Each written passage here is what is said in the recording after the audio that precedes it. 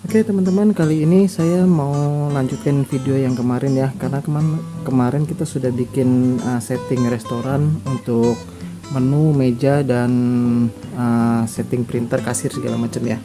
Nah, untuk setupnya nanti yang teman-teman dapat itu adalah tablet, stand tablet begini. Jadi ya memang ini kurang kokoh sih, cuman ya cukuplah untuk dia berdiri di atas meja. Lalu printer, oke, ini saya arahin ke printer aja karena nanti kan yang di layar tablet saya capture di video tersendiri. Nah, untuk kabel USB ini sebenarnya itu nggak ada ya teman-teman, karena kan kita pakai koneksi Bluetooth. Ini karena printer saya nggak Bluetooth, jadi saya pakai USB. Nah, oke, kita lanjut aja ya sekarang ke layar tablet untuk transaksi. Oke teman-teman, kali ini kita balik ke layar tablet ya. Kemarin kan kita sudah setting user untuk owner itu 06 kali. Nah, itu teman-teman bisa ganti ya.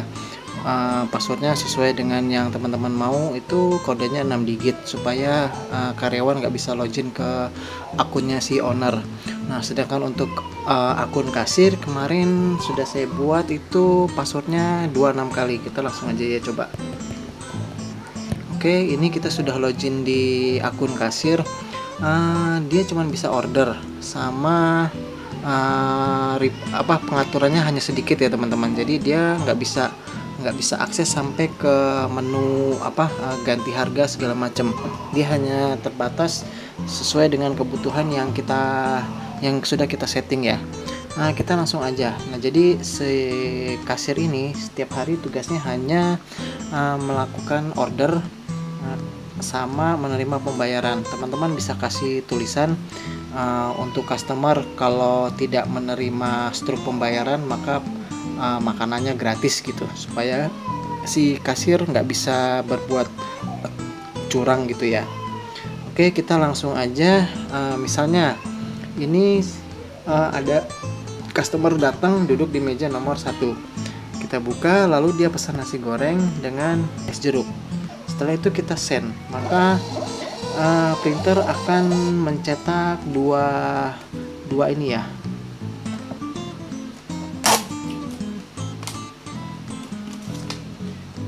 Printer akan mencetak 2 struk karena ini printernya dia nggak ada cutternya, jadi dia sambung. Yang pertama yang atas itu untuk kitchen, ada tulisannya kitchen. Jadi tertulis meja 1 one guest, itu sebenarnya nanti kita ilangin aja deh. Jadi nggak perlu ada jumlah tamunya, nanti saya ilangin. 009 itu nomor order, lalu di bawahnya itu order makanannya. Nah, ini sebenarnya kan dua struk ya. Yang satu buat dapur, yang satu buat kita tulis kita tempel di meja customer sebagai checklist untuk orderannya. Ini kita kirim ke dapur, lalu yang ini kita tempel di meja customer. Jadi si customer sudah bisa tahu, oh saya ada pesan nasi goreng dan es jeruk totalnya 25.000 gitu. Nah, kalau misalnya teman-teman printernya ada banyak, teman-teman bisa taruh satu di dapur, taruh satu di meja dekat waiters untuk dia ambil orderannya untuk ditempel di meja customer. Lalu ini kan karena yang meja 1 itu sudah ada isinya, dia warnanya kuning ya teman-teman ya. Jadi kalau misalnya ada order lagi, misalnya meja 3 dia ada mau nyemil, misalnya dia cuma numpang duduk dan cuma beli kacang dan minum aqua. Oke, kita kirim sama seperti tadi ya teman-teman. Jadi dia keluar dua struk untuk kasir dan untuk dapur dan checklist di meja. Nah, untuk kayak soft drink sama snack ini teman-teman bisa tentuin sendiri ya, mau dicetak ke dapur atau nggak usah cetak, itu ya teman-teman bisa atur. Nah, karena ini kan saya jadi lakuin semuanya itu tercatat dan ada struknya gitu, biar gampang checklistnya aja sih. Lalu kalau kemarin kan di settingnya sebenarnya kita ada untuk pesanan delivery sama take away ya.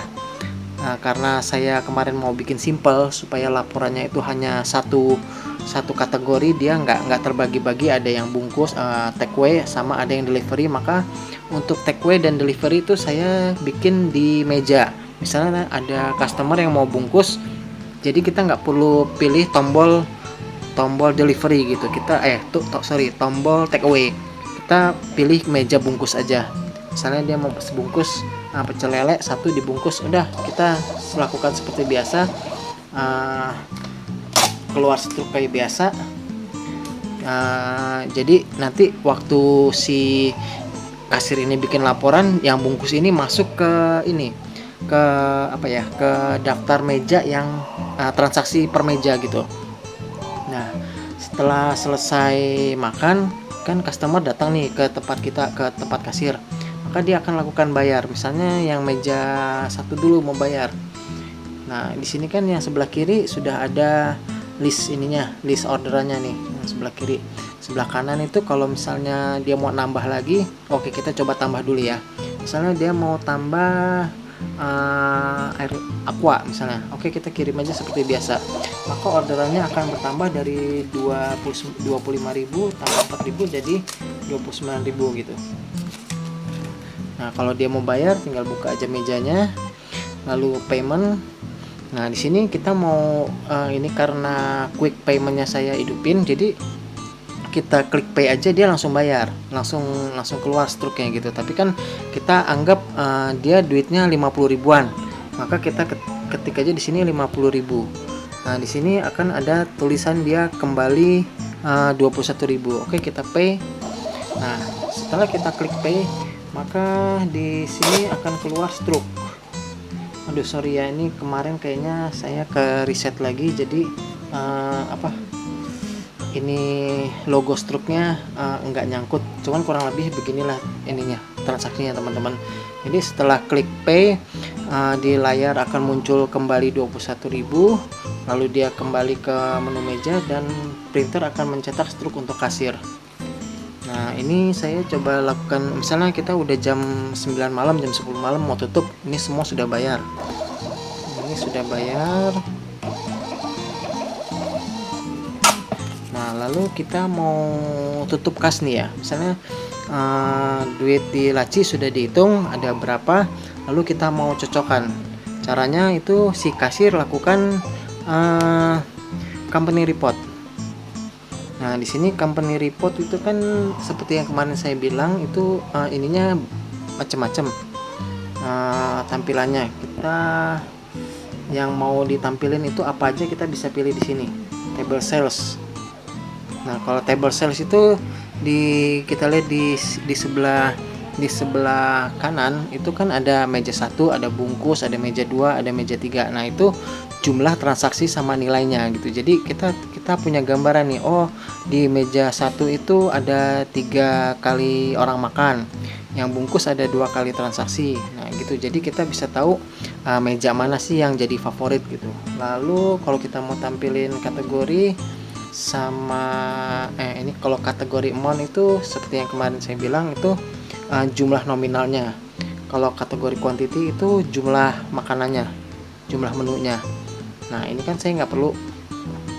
Terus paling kalau mau yang dimunculin itu apalagi ya, item. Nah, kalau item itu dia semua item yang laku akan muncul di sini. Ya, kurang lebih seperti itu sih reportnya. Jadi tergantung teman-teman instruksikan ke kasir itu mau ditampilin apa aja untuk laporan waktu dia bawa uang dari kedai, dari kafe menuju setoran ke rumah si bosnya. Nah, setelah ini sudah selesai, misalnya kita cuma mau keluarin table sales, kategori mon, item sama item yang laku, udah selesai itu kita print.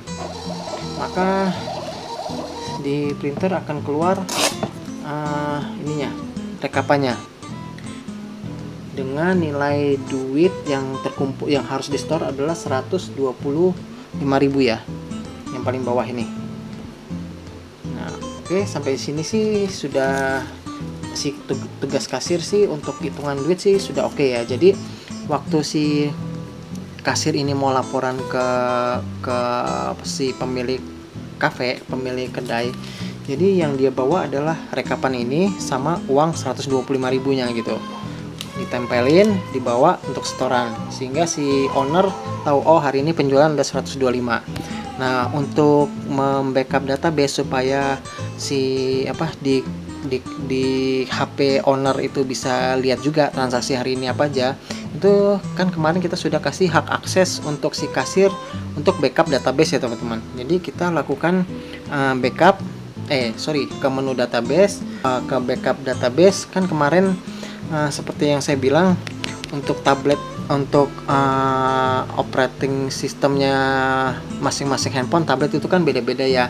Kebetulan yang seri ini, yang Maxtron ini, kita harus backup ke internal dulu sebelum kita backup ke Google Drive ini untuk jaga-jaga aja biar aman ya. Takutnya karena kita nggak lakukan internal backup ke internal storage, database yang sedang berjalan ini dia belum up to date gitu. Jadi kita bisa lihat nih penjualan sudah selesai, tapi di database belum terrecord gitu. Makanya ini kita lakukan backup ke internal dulu. Backup internal ini langsung oke aja ya, simpan aja. Nah, sudah selesai kan dia keluar. Kita masuk ke kasir lagi, lalu database backup ke Google Drive. Nah, seperti yang kemarin saya bilang, untuk namanya kita bisa ganti ya. Misalnya kalau untuk tanggal di depannya sih nggak usah diganti, karena ini kan untuk mengasih tahu kalau ini tahun 2002 bulan 4 tanggal 18. Kita paling kasih di belakangnya, kalau misalnya teman-teman ininya banyak, cabangnya banyak, tulis saja cabang Malahayati misalnya ya. Ini hanya contoh aja, disesuaikan dengan standar teman-teman mau ditulis apa. Oke, setelah itu ini lakukan ke akun Google Drive yang sama yang di handphone punya si owner ya. Setelah itu kita save. Nah, setelah ini kan dia database sudah sukses ke upload ke Google Drive. Tugas kasir selesai. Jadi setelah ini sih udah, tablet bisa dimatiin, printer bisa dimatiin, kedai sudah bisa tutup. Untuk besoknya lakukan seperti biasa, ngulang lagi seperti video di awal tadi ya.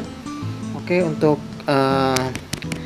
demo dan tutorial yang kasir cukup sampai di sini. Sampai jumpa di video selanjutnya.